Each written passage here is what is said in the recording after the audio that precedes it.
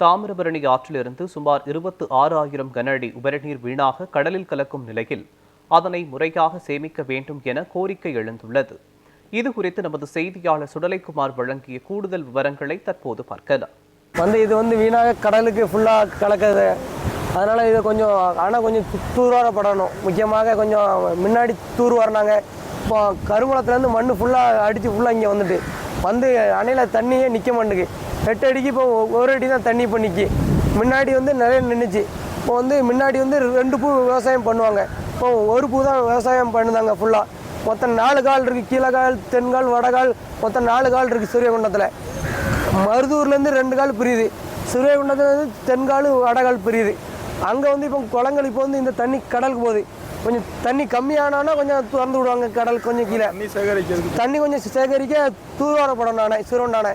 அதுக்கப்புறம் முன்னக்கூட்டி கொஞ்சம் தடுப்பணை கருங்குளத்துக்கு அப்புறம் தெற்கு தொலைப்பங்கிட்ட ஒரு தடுப்பணை கட்டினா கோடையில் தண்ணி விவசாயம், ஆடு மாடு, தண்ணி குடிநீருக்கு தண்ணி நல்லாயிருக்கும். திருநெல்வேலி மாவட்டத்தின் பிரதான அணைகளான பாபநாசம், மணிமுத்தாறு, சேர்வலாறு, ராமநதி, கடனாநதி உள்ளிட்ட பல்வேறு அணைகளிலிருந்து வற்றாத ஜீவநதியான தாமிரபரணி நதியில் கடந்த சில நாட்களாக பெய்து வரும் கனமழையின் காரணமாக கிட்டத்தட்ட 20,000 கன அடிக்கு மேலாக தண்ணீரானது திறந்து விடப்பட்டிருக்கிறது. இந்த தண்ணீரானது வீணாக கடலில் உபரி நீராக சென்று கொண்டிருப்பதை நம்மால் பார்க்க முடிகிறது.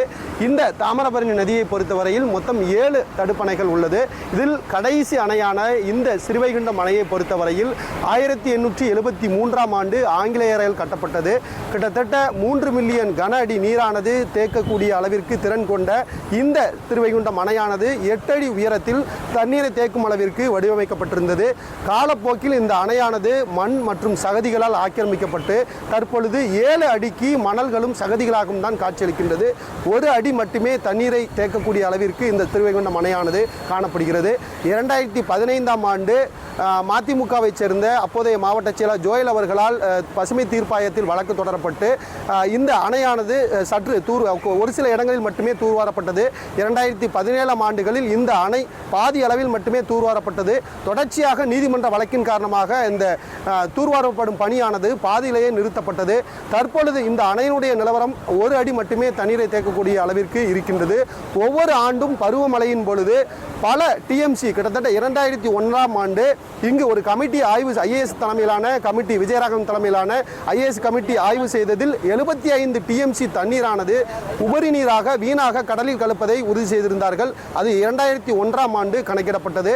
தற்பொழுது ஒவ்வொரு ஆண்டும் இந்த பருவமழையில் உபரி நீரானது பல டிஎம்சி தண்ணீரானது வீணாக கடலில் கலக்கின்றது.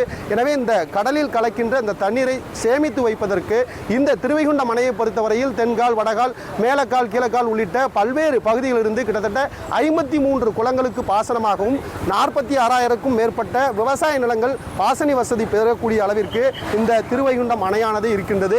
ஆனால் வீணாக செல்லக்கூடிய இந்த உபரிநீரை தடுத்து சேமிப்பதற்கு இந்த அணையை தூர்வாரப்பட வேண்டும். 8 அடி உயரம் கொண்ட தற்பொழுது இந்த அணையானது 7 அடி மட்டுமே சகதிகளால் ஆக்கிரமிப்பிடிக்கப்பட்டிருக்கிறது. எனவே இந்த அணையை தூர்வார வேண்டும். இதற்கு முன்பாக தடுப்பணைகள் கட்டப்பட்டு இந்த வீணாக கடலுக்கு செல்லக்கூடிய நீரை பாதுகாக்க வேண்டும் என்பதுதான் இந்த பகுதி விவசாயிகளுடைய கோரிக்கையாக இருக்கின்றது. ஒளிப்பதிவாளர் வள்ளிநாயகத்துடன் எம் சுடலைக்குமார், நியூஸ் 7 தமிழ், திருவைகுண்டம் அணை பகுதியிலிருந்து.